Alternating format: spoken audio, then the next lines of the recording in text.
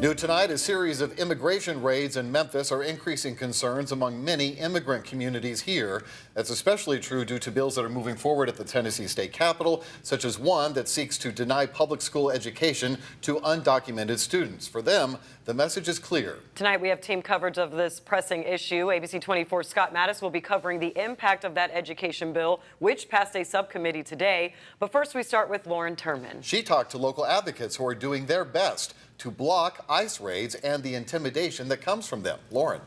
That's right. Under the Trump administration, on average, ICE makes nearly 900 arrests a day nationwide, and things are only expected to pick up. I talked to one community organizer who is doing her part by keeping an eye on ICE agents in her area.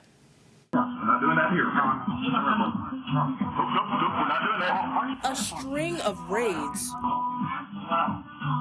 creating fear and outrage in Memphis's immigrant communities. We actually are seeing an increase in ICE activity. So when we're able to verify that ICE has conducted an operation, or where ICE actually is conducting an active operation, we are seeing at the very least 5 operations per week.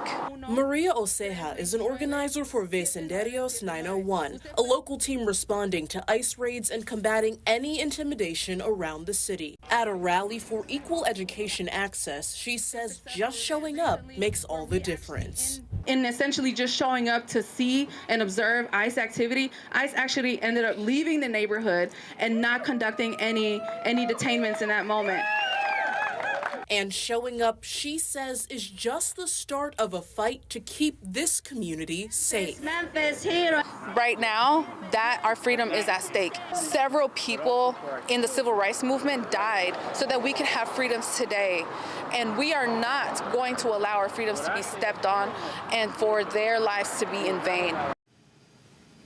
And it is important to mention that all federal agents are not ICE agents, and there are criminal arrests that these agencies could be making instead of raids. But if you do see ICE in your community, you can report it to V901 at 901-329-7979. Richard and Pepper. Good work on this story, Lauren. I'm sure there's lots more to come. I'm sure you're going to stay on top of any changes. Absolutely. Thank you. All right, thanks, Lauren.